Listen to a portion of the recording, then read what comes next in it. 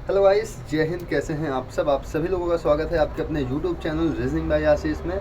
और हम लोग यहाँ पर एसएससी कांस्टेबल जीडी के लिए प्रीवियस ईयर सेट चालू कर रहे हैं और ये अपना सेट है थर्ड।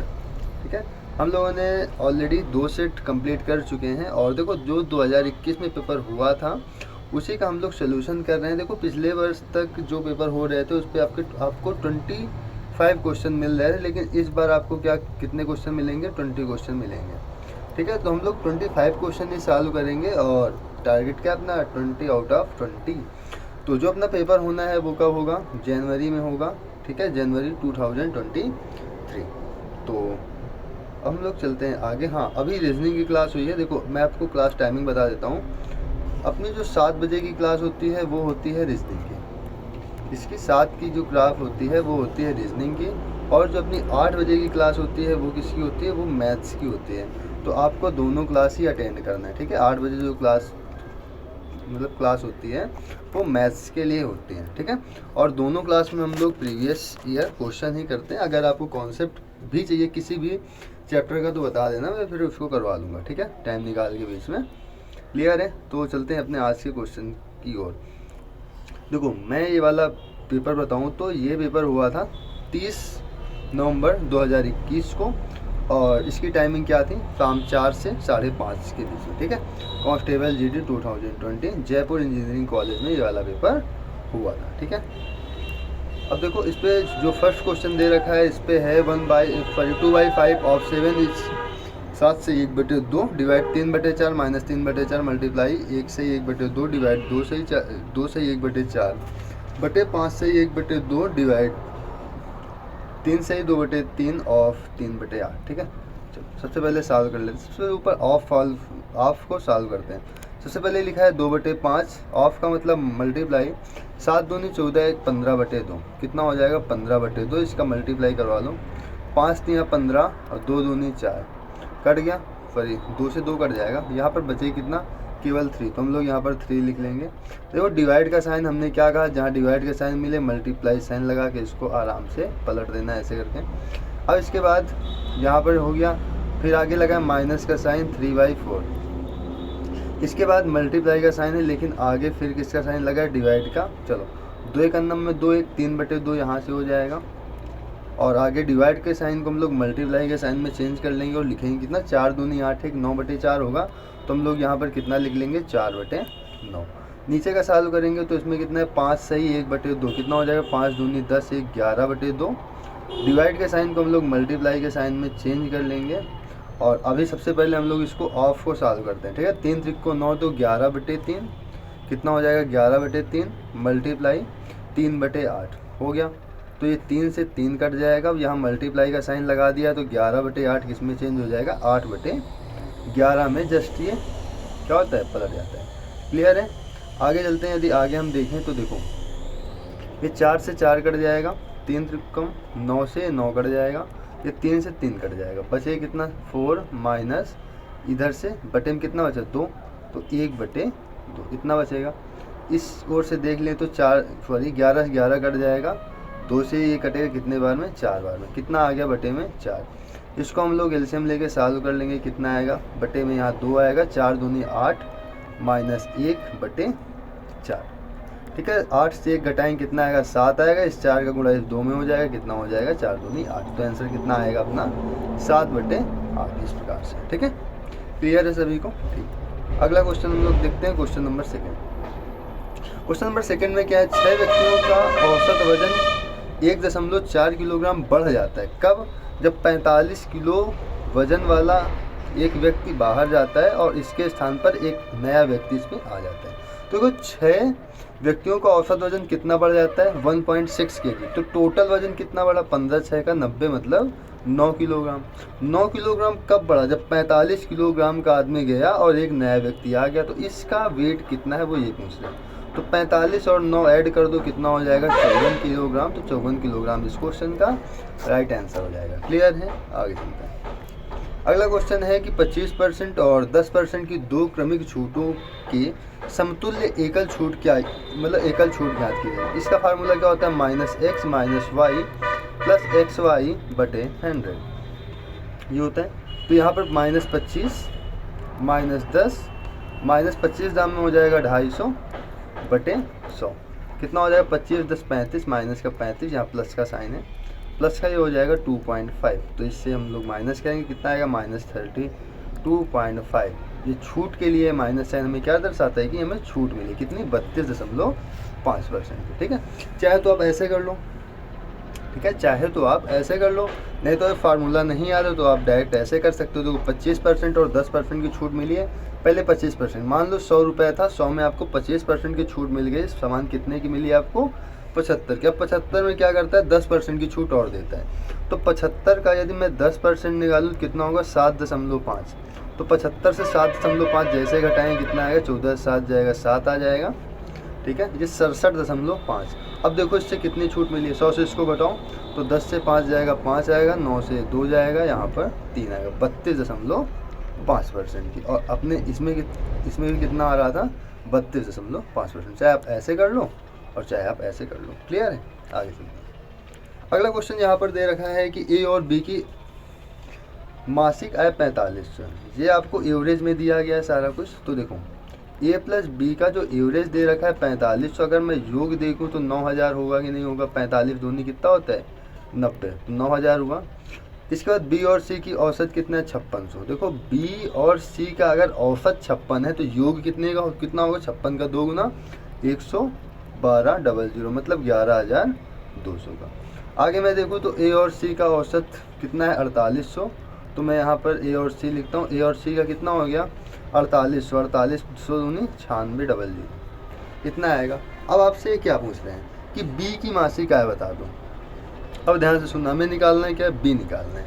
तो यदि मैं ए और बी को जोड़ दूँ, यदि मैं इन दोनों को जोड़ दूँ तो कितना हो जाएगा ए प्लस 2b प्लस सी, और फिर इसको घटा दूँ। देखना ए प्लस 2b प्लस सी माइनस ए माइनस सी, ये इतना आएगा। सी से सी कट जाएगा, ए से ए कट जाएगा, 2b की वैल्यू मिल जाएगी। क्या करना है इन दोनों को मैं जोड़ लेना है और इसको घटा देना है। ठीक है, तो जोड़ो कितना होगा 0 0 और यहाँ पर 2 हो जाएगा और 11 9 कितना हो गया 20, मतलब 20,200 से हम लोग क्या घटाएंगे 9600 यहाँ पर हम लोग घटा देंगे। तो यहाँ पर कितना आएगा, यहाँ आएगा 0 0, यहाँ से 12 से 6 जाएगा कितना आएगा 6 आएगा, और यहाँ से 19 से 9 जाएगा कितना आएगा 10,600। तो अपने यहाँ पर 2b की वैल्यू कितनी आ गई 10,600 रुपये। हमें निकालना क्या है बी की वैल्यू, 2 से इसको कट कर दो, 2 पंचे 10 2 3 6 कितना आ गया 5300 रुपये। ये अपना राइट आंसर हो जाएगा। क्लियर है, आगे चलते हैं।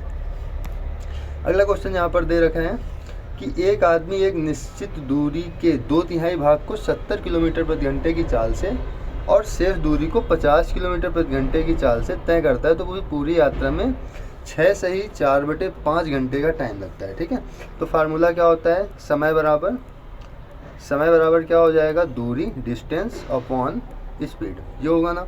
तो यहाँ पर इसको टाइम कितना लग रहा है 6 पंचे 30 4 34/5 का, इतने घंटे का टाइम लग रहा है। और यहाँ पर बोला क्या जा रहा है 2/3 भाग 70 किलोमीटर प्रति घंटा से। अगर मान लो मैं टोटल भाग को 3a मान लूँ तो इससे टोटल 2a जाने में कितना टाइम लगा, 2a जाने में इसे मतलब 2a दूरी 70 की स्पीड से गया तो 2a/70 टाइम लग गया। प्लस इसके बाद a दूरी को टोटल 3a है ना, तो 2a मान लो 2 भाग इसका 70 की स्पीड से गया, 1 भाग 50 की, तो a/, कितना हो जाएगा 50। अब सिंपल से इसका एलसीएम लेके इसको सॉल्व कर लो, कितना आएगा 350 और 7 15 35, 5 दूनी 10a प्लस 5 7 35, यहाँ आएगा 7a। इसको सॉल्व करेंगे 10 7 17 a/350। ये किसके बराबर में दे रखा है, ये इसके बराबर में है 34/5। हो गया इतना।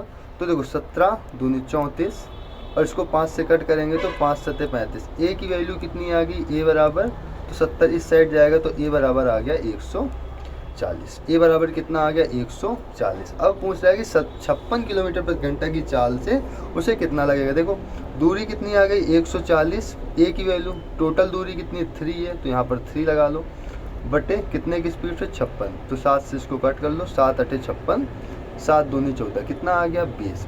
इसको कट करो 4 दूनी 8, 4 पंचे 20, इसका मल्टीप्लाई कर लो, 5 15 बटे 2 कितना आएगा 7.5 घंटे। कितना आ गया 7.5 घंटे। क्लियर है? ठीक है, तो आगे चलते हैं, अपना अगला क्वेश्चन करते हैं। स्क्रीनशॉट ले लेना, ठीक है। यहाँ पर देखो कैलकुलेशन करने में थोड़ा एक काम करते हैं, मैं थोड़ा और अपना मार्कर को पतला कर लेता हूँ, ठीक है। ये बहुत मोटा मार्कर हो गया है, तो इसको मैं करता हूँ थोड़ा पतला, तो दिख ही नहीं रहा। 1 मिनट।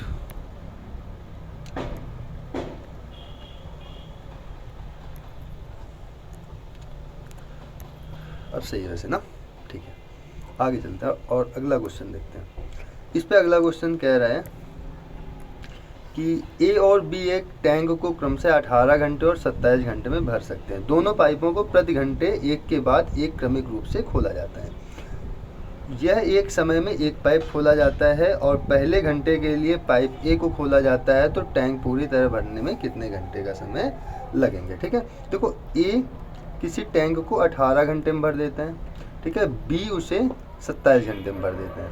तो हम लोग देख लेंगे कि टैंक में कितना पानी आ रहा है, टोटल पानी हम लोग यहाँ पर देख लेंगे। तो 27 और 18 का एलसीएम कितना होगा, 27 और 18 का यहाँ पर एलसीएम ले लेंगे, तो ये कितना आएगा 1872, 18 पंचे 90, कितना ले लें इसका एलसीएम, 9 दूनी 18, 9 18 पंचे, देखो इसका फैक्टर करो, 9 गुणे 2 और 9 गुणे 3 आएगा, तो कितना होगा 3 दूनी 6, 9 छंग 54। इसका एलसीएम हम लोग कितना ले लेंगे 54।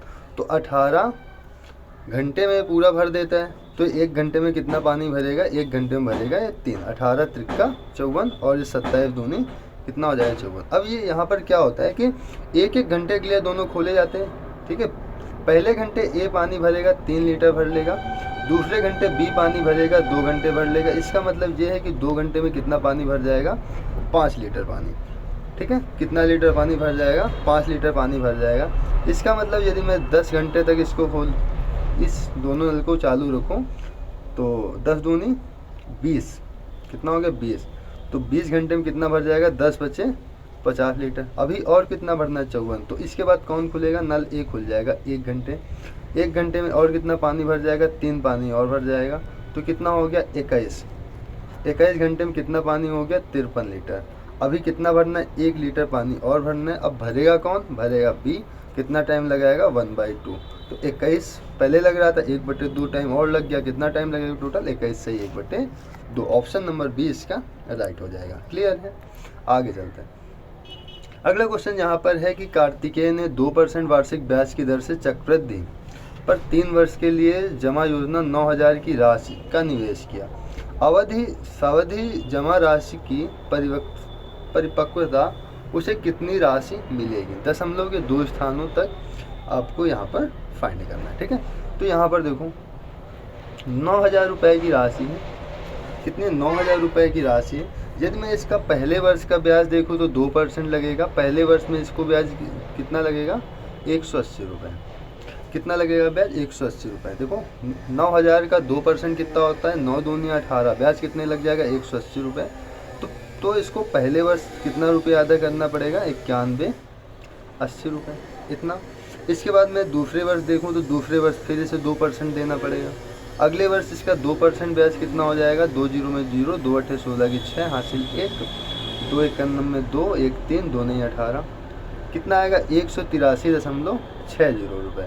तो दूसरे वर्ष इसको कुल कितना अदा करना पड़ेगा, 0, 6.3 और 8 8 16, 1 1 2 1 3, कितना हो गया 9, 9363.60।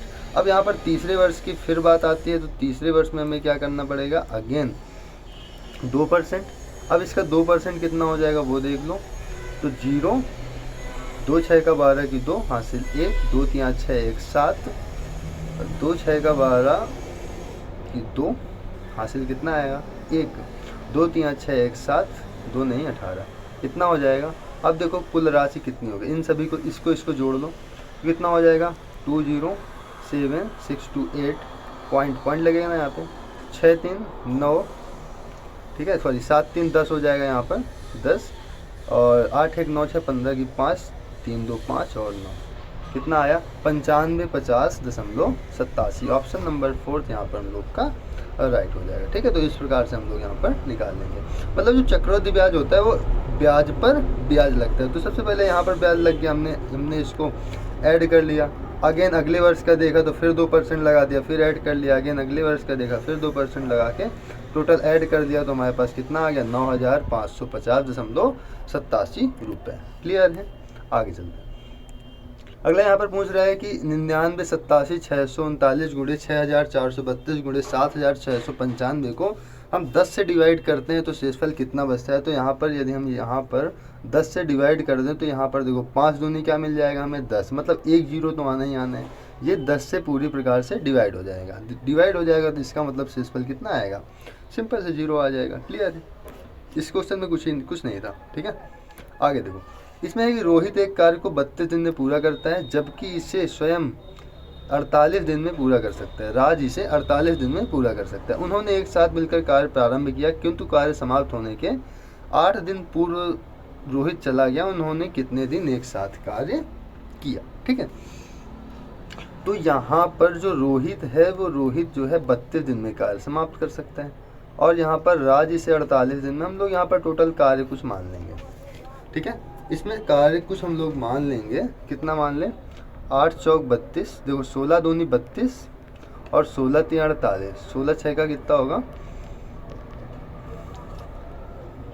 96। ठीक है, यदि हम 48 से डिवाइड करें तो एक दिन में 2 काम करेगा, ये 32 से इसको डिवाइड करें तो एक दिन में 3 काम करेगा। ठीक है, यहाँ पर ये रोहित है, ठीक है, और ये यहाँ पर कौन है, राज है। अब आगे क्या कह रहा है, उन्होंने एक साथ कार्य प्रारंभ किया, किंतु कार्य समाप्त होने के 8 दिन पूर्व रोहित चला गया। देखो, अगर काम समाप्त होने के पहले कोई जा रहे हैं तो उससे आप ज़बरदस्ती काम करवा लो। ठीक है, क्योंकि वो काम समाप्त होने के पूर्व मतलब थोड़ा पहले जा रहा है। अगर काम स्टार्ट होने के तुरंत बाद जा रहा है तो उससे काम ही मत करो। ये यहाँ पर कॉन्सेप्ट लगा दोगे तो आपका क्वेश्चन हो जाएगा। देखो, ये काम छोड़ रहा था ना 8 दिन पहले, लेकिन 8 दिन इससे काम और करवा लो तो 8 तारीख को कितना काम हो जाएगा, 24 काम ये और करके जाएगा। ठीक है, तो 6 4 कितना हो गया 10, 9 2 11, 1 कितना हो गया 12, मतलब 120 काम टोटल हो गया। कौन कर रहा है, कितनी क्षमता के साथ, 3 और 2 5 क्षमता के साथ। कितने दिन में काम होगा, 5 दूनी 10, 5 चौके 20, मतलब 24 दिन में पूरा काम समाप्त होगा। पूछ रहे हैं उन्होंने एक साथ मिलकर कितने दिन कार्य किया है। देखो, 8 दिन पहले कौन चला गया था, रोहित, तो इससे 8 घटा दो तो कितना हो जाएगा 16 दिन में काम पूरा समाप्त हो जाएगा। ऑप्शन नंबर ए यहाँ पर राइट हो जाएगा। क्लियर है, आगे चलते हैं। अगला क्वेश्चन यहाँ पर हम देखें तो इसमें एक मोटर कार 60 किलोमीटर प्रति घंटे की चाल से चलना प्रारंभ किया।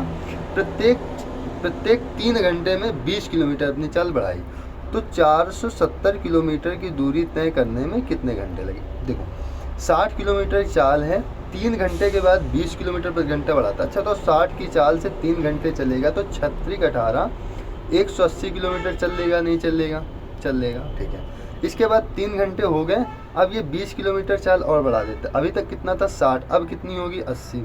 अब 80 के स्पीड से 3 घंटे चलेगा तो 240 किलोमीटर और चलेगा। मतलब ये चल कितना चुका, 6 घंटे चल चुका कि नहीं चल चुका। ठीक है, 6 घंटे में कितना चला 0, 8 4 12 की 2, 2 1 3 1 420 किलोमीटर इसने चला है 6 घंटे में ना। 6 घंटे में 420 किलोमीटर चल लिया है।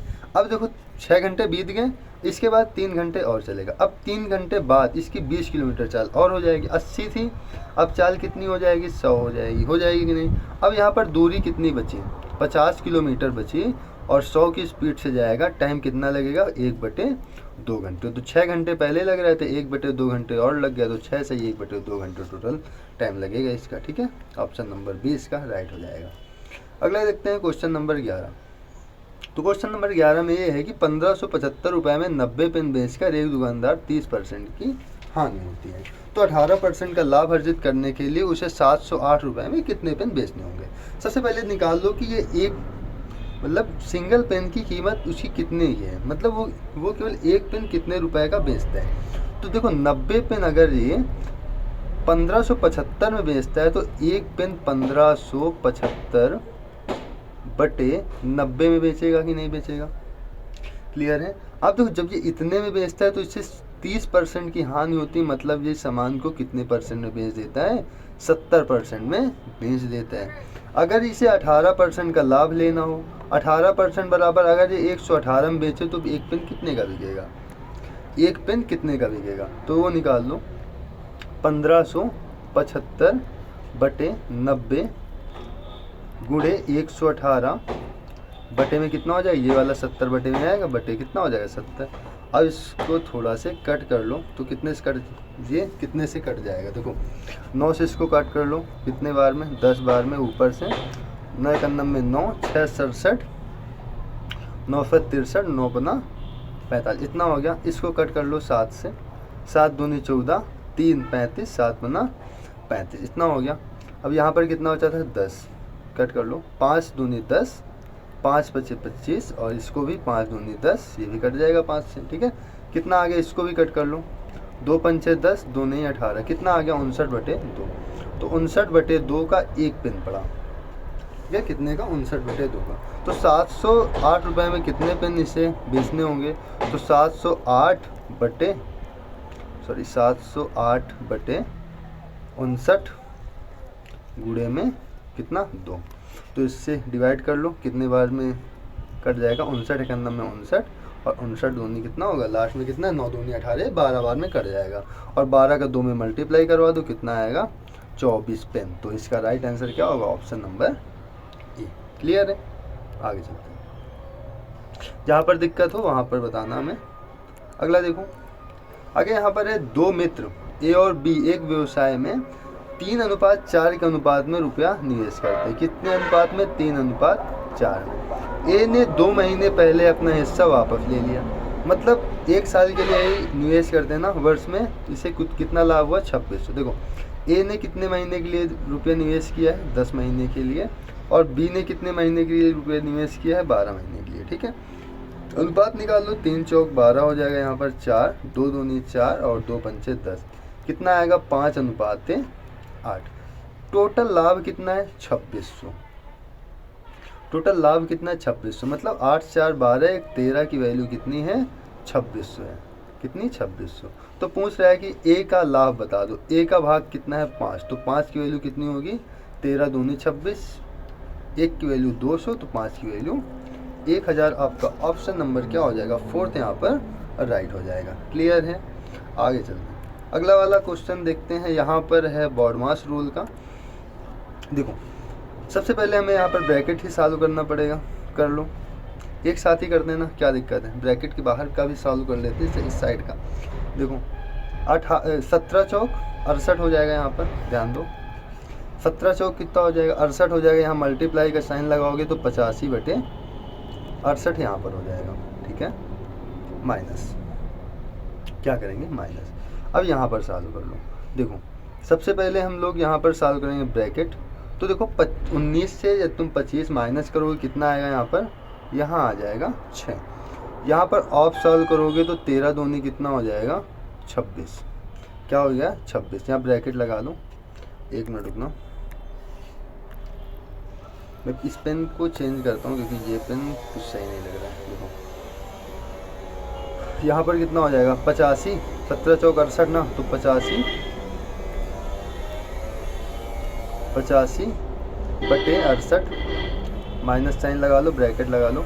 यहाँ 26 आया था ना, तो 65 बटे, भाग का साइन है इधर, बटे लगा लो, कितना हो जाएगा 26 हो जाएगा, माइनस का, यहाँ 6 आया था ना, माइनस का 6, तो 14 छंग कितना हो जाएगा। अच्छा यहाँ पर भी डिवाइड का भी साइन है, इसका डिवाइड का भी साइन है, तो यहाँ डिवाइड का साइन है, तो ये कितना हो जाएगा, मल्टीप्लाई 1/12, कितना 1/12, ये हो जाएगा। तो 14, ये देखो इससे कट जाएगा, 6 दूनी 12, और 2 सत्ते 14, कितना आएगा यहाँ से 7 आएगा, और माइनस का कितना आएगा 10 आएगा।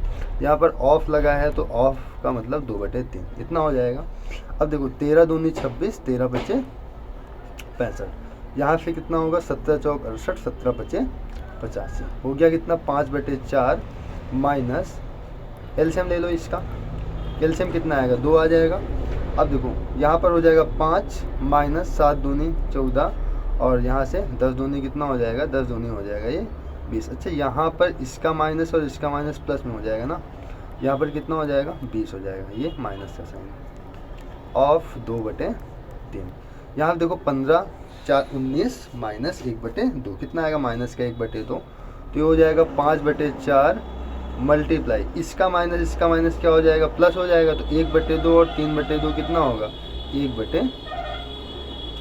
2/6 कितना हो जाएगा 2/6। अच्छा यहाँ पर प्लस साइन आएगा ना, क्या आएगा यहाँ पर प्लस साइन आएगा। अब देखो इसका एलसीएम ले लो, कितना आएगा एलसीएम 12, तो 4 तियाँ 12, तो 5 तियाँ कितना हो जाएगा 15, प्लस 6 दूनी 12, तो 2 दूनी कितना हो गया 4, कितना आ गया 15 4 19/12 इसका राइट आंसर। तो ऑप्शन नंबर डी इसका क्या हो जाएगा, सही हो जाएगा। अगला चलते हैं क्वेश्चन नंबर 14 की ओर। यहाँ पर है कि 2 लंबवृत्तीय शंकुओं सी और डी की त्रिज्याएं 2:3 के अनुपात में है। मतलब इसको मान लें हम R1, इसको मान लें हम R2। आगे देखते हैं, इसको मान लो H1, इसको मान लो H2। शंकु D के आयतन और शंकु C के आयतन का अनुपात कितना है। आयतन की बात करें तो 1/3। पहले D का पूछा है तो 1/3 पाई R2 स्क्वायर H2 बराबर 1/3 पाई R1 स्क्वायर H1, ये हो जाएगा। ठीक है, अब क्या करूँ, पाई से पाई कट जाएगा, 1/3 से 1/3 कट जाएगा। R2 कितना है, R2 देखो यहाँ पर C और D की त्रिज्याओं का अनुपात है ना, हाँ ठीक है। R2 कितना है 3 है, तो 3 का स्क्वायर कितना हो जाएगा 9। H2 कितना है, H2 2 है, तो 9 × 2 अनुपात लगा लो, यहाँ पर यहाँ भी लगा लो अनुपात। यहाँ पर R1 स्क्वायर कितना है, R1 है 2, तो 2 का स्क्वायर कितना हो जाएगा 4। H1 है 3, तो यहाँ 3 रख दो, कितना हो गया 3 त्रिक को 9 और 2 दूनी 4, कितना हो गया 3:2 इसका राइट आंसर हो जाएगा। क्लियर है, आगे चलते हैं। अगली क्वेश्चन की हम बात करें तो देखो इस क्वेश्चन पे सारे ऑप्शन ठीक है पॉइंट में है और लीटर में आ रहे हैं, और इस पे देखो सेंटीमीटर अर्धगोला पढ़ लो। क्वेश्चन क्या है कि 9 सेंटीमीटर व्यास वाले किसी अर्धगोला कटोरे में अधिकतम कितने लीटर दूध आ सकता है, कितने लीटर दूध आ सकता है। तो 1 लीटर बराबर कितना सेंटीमीटर होता है, सबसे पहले तो ये बता दूं। ठीक है, ये बता दिया तो क्वेश्चन और आसान हो जाएगा और सॉल्व भी नहीं करना पड़ेगा तुम्हें। तो देखो 1 लीटर बराबर होता है 10 की पावर मतलब 1000 सेंटीमीटर क्यूब, कितना होता है 1000 सेंटीमीटर क्यूब। तो कितना है 9 सेंटीमीटर व्यास वाले अर्धगोले कटोरा, अर्धगोला कटोरा है तो इसका आयतन देखो कितना हो जाएगा, इसका आयतन हो जाएगा 2/3 पाई R क्यूब, इतना हो जाएगा। क्लियर है, देखो यहाँ हो गया 2/3, पाई का मान रख दो 22/7 या 3.14 भी रख सकते हो। ठीक है, यहाँ पर R का मान कितना हो जाएगा, R त्रिज्या यहाँ पर कितनी हो जाएगी 9/2, कितना हो जाएगा 9/2, तो 9/2 9 का क्यूब कितना होता है 729/2 का क्यूब 8। ठीक है, 729 कितना हो गया 8। अब आप लोग क्या करो, इसका मल्टीप्लाई कर लो, तो देखो 2 चौके कितना हो गया, 4 बार में कट जाएगा। ठीक है, और इसको 3 से कट कर लो, 3 × 9 में 3। देखो आप देखो सब में तो कितना आ रहा है 191 90 191 191 यही आ रहा है ना। तो इसको देखो 3 × 9 में 3, 3 चौक 12 मतलब 1.04 आएगा, कितना 1.04 मल्टीप्लाई में 729 बटे में कितना जाएगा, बटे में जाएगा 4। ठीक है, 700 कितना हो जाएगा 29 बटे में 4। अब देखो यहाँ पर 1 लीटर बराबर कितना है 1000 सेंटीमीटर, तो यहाँ पर सेंटीमीटर क्यूब में आएगा सारा कुछ। तो 1 सेंटीमीटर क्यूब बराबर कितना होगा 1/1000। तो मल्टीप्लाई में अभी तुम्हें क्या करना पड़ेगा 1000 करना पड़ेगा, कितना करना पड़ेगा 1000 करना पड़ेगा। तो देखो यहाँ पर अगर मोटा मोटा देख लो तो ये 729 × 1.04 है, तो हम लोग क्या 729 को 729 ही लिखा रहने दें। देखो कितना 729 को 729 ही लिखा रहने दें। वैसे 1.04 में गुणा करोगे ज़्यादा आएगा, लेकिन कोई दिक्कत नहीं। बटे में कितना कर लो 4, 4 से इसको डिवाइड करोगे 4 × 9 में 4, और यहाँ पर कितना आ जाएगा 32, 4 × 8 = 32 ऐसे करके आएगा, और यहाँ पर 4 दूनी 8 इतना आ गया। बटे में कितना करना है 1000, तो 3 जीरो है ना, 3 जीरो के बाद यहाँ दशमलव लग जाएगा। कहाँ दशमलव लगेगा, यहाँ लगेगा दशमलव, तो 0.182। तो दशमलव के बाद डायरेक्ट कहाँ पर आ रहा है, यहाँ पर आ रहा है ना 1918 ऐसे करके। तो ऑप्शन नंबर डी यहाँ पर हम लोग का क्या हो जाएगा, राइट हो जाएगा। क्लियर है। वैसे गुणा भाग करोगे, वैसे गुणा भाग इतना करने की ज़रूरत थी नहीं, ठीक है, गुणा भाग इतना करने की ज़रूरत थी नहीं, क्योंकि हमें पता था कि आंसर तो इतना ही आना है ना। सब ऑप्शन देखो, ऑप्शन में क्या सारे डिजिट लगभग सेम ही है, 191 190 ऐसे ही करके आ रहे हैं, ठीक है। आगे चलते हैं। अगला यहाँ पर है कि वरुण ने एक थोक व्यापारी से पर्दे का कपड़ा खरीदा जिसके अंकित मूल्य पर 20% की छूट थी। फिर उसने कपड़े पर उसके मूल अंकित मूल्य से 20% अधिक मूल्य अंकित कर दिया, फिर उस पर 10% की छूट दी, तो प्रतिशत लाभ कितना है। देखो, एक व्यापारी ने क्या किया कि 20% की छूट पर एक कपड़ा खरीदा, मतलब कपड़ा 100 का था, उसने क्या किया 80 पर खरीद लिया। अब देखो, उससे कपड़ा तो 80 पर मिल गया, उसने क्या किया 20 रुपया अधिक मूल्य अंकित कर दिया, मतलब 100 पर 120 और अंकित कर दिया। अब इसने क्या किया 12% सॉरी 10% की और छूट दे दी। कितना 10% की और छूट दे दी। तो यदि 120 में इसने 10% की छूट दी, तो 10% का मतलब 12 की इसने छूट दे दी, तो सामान कितने का हो गया 108 का। 80 का खरीदा 108 का बेचा, इसको फ़ायदा कितना हुआ 28 रुपये का। किस में से 80 में से, परसेंटेज के लिए इसमें कितना कर दो 100 कर दो। क्लियर है। अब देखो आगे इस पर क्या करना है, 0 से आप 0 को कट कर दो, 4 दूनी 8, 4 सत्ते 28, 2 से इसको कट कर दो 5, तो 7 पन्ना कितना हो जाएगा 35। तो इसे लाभ कितना हो गया 35%। सिंपल। आगे चलते हैं। अगला क्वेश्चन ये है कि वह छोटी से छोटी संख्या ज्ञात कीजिए जो एक पूर्ण वर्ग है और प्रत्येक संख्या से विभाज्य हो। तो प्रत्येक संख्या से तुम्हें विभाज्य भी चाहिए, ठीक है। तो सबसे पहले 15, 24 और 36 का एलसीएम निकाल लो। क्या 15, 24 और 36 का एलसीएम निकाल लो।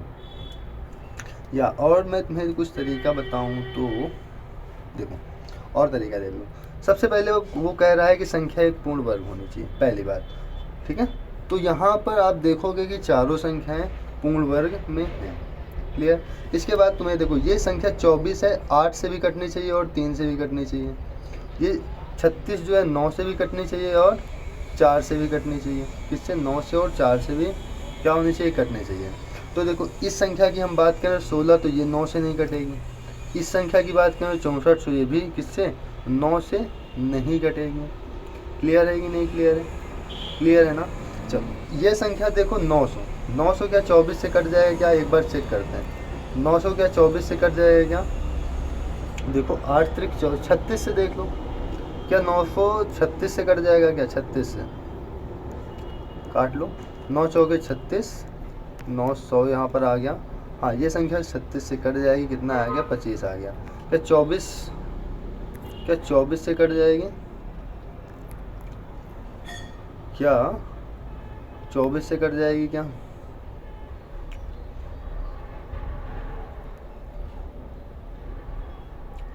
एक मिनट को, कितना है 900 ना, 900 क्या 24 से कटेगी क्या।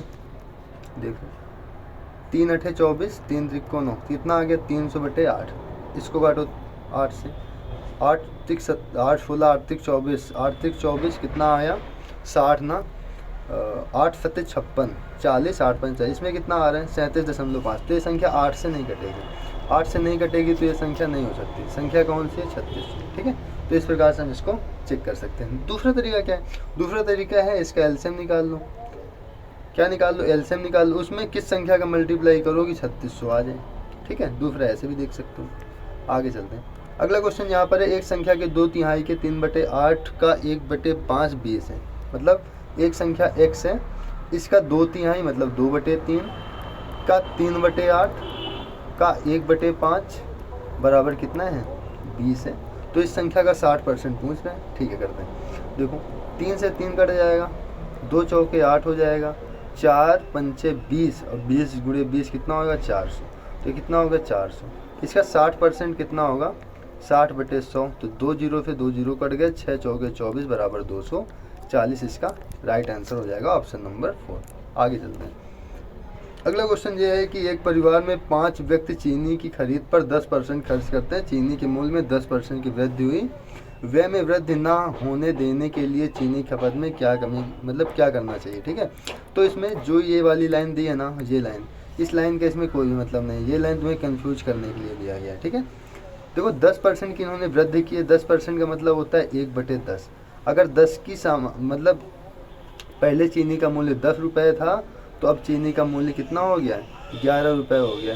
तो इसकी खपत में, ठीक है, कितनी तुम्हें कमी करनी पड़ेगी, तो तुम्हें इसमें 11 से 10 करना पड़ेगा, तो कितनी खपत करनी पड़ेगी, 1 की, किस में से, 11 में से, परसेंटेज के लिए 100, तो 100/11 करोगे कितना आएगा, 9 से ही 1/11%। ऑप्शन नंबर डी इसका राइट हो जाएगा। क्लियर है, आगे चलते हैं।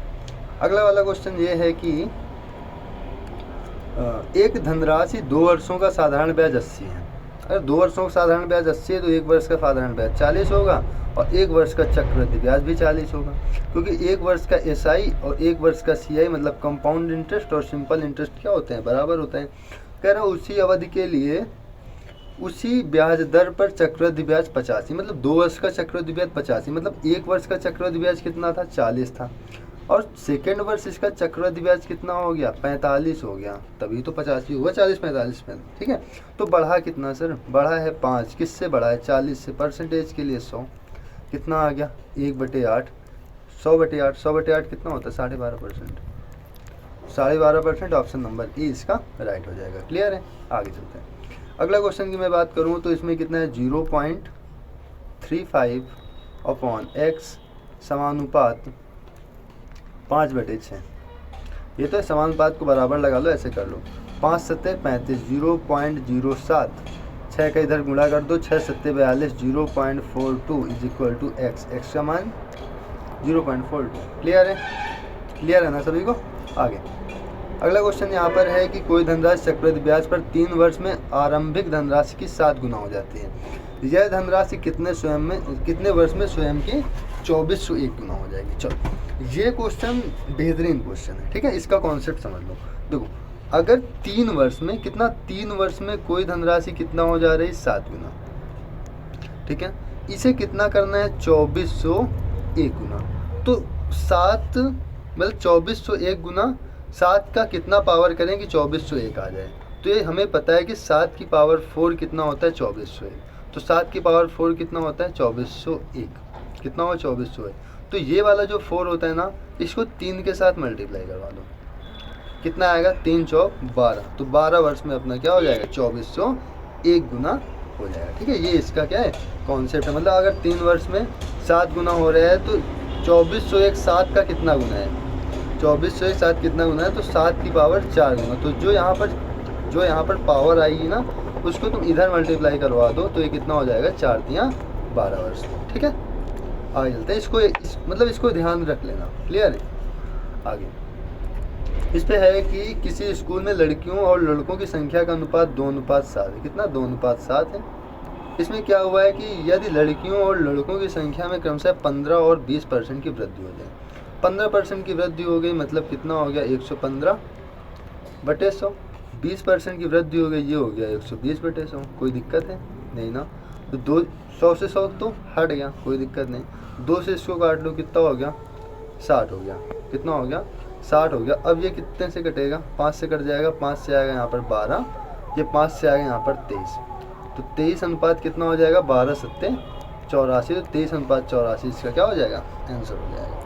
अगला चलते हैं। अगला क्वेश्चन यहाँ पर है, एक व्यापारी 10% की छूट देता है और पूरे सौदे में 8% का लाभ अर्जित करता है। क्या करता है, एक व्यापारी अंकित मूल्य पर 10% की छूट देता है और पूरे सौदे पर 8% का लाभ अंकित करता है। वह अपने वस्तु पर क्रय मूल्य से कितने % अधिक मूल्य अंकित करता है। देखो, 100 रुपये की वस्तु है तो वो 108 रुपये अर्जित करता है। ठीक है, 108 कब अर्जित करता है, जब वह अपने मार्क्ड प्राइस से 10% की छूट देता है। अगर ये मार्क्ड प्राइस से 10% की छूट दिया है तो ये 90% की वैल्यू होगी कि नहीं, 108 होगी ना। तो ये पूछ रहा है भैया 100% की वैल्यू बता दो, मतलब हमें मार्क्ड प्राइस बता दो। तो 9 से इसको कट कर देंगे, 9 × 9 में 9, 9 दूनी 18, 0 से 0 हो जाएगा। 100 की सामान 120 में बिक रही है, मतलब कितना हो गया लाभ, 20%। ठीक है, क्या पूछ रहा था, क्रय मूल्य से कितने % अधिक मूल्य अंकित करता है, तो मतलब 20 रुपये अधिक अंकित करता है। मतलब 100 रुपये इसका अगर क्रय मूल्य है तो वो 20 रुपये अधिक एक्स्ट्रा अंकित करता है। क्लियर है ना।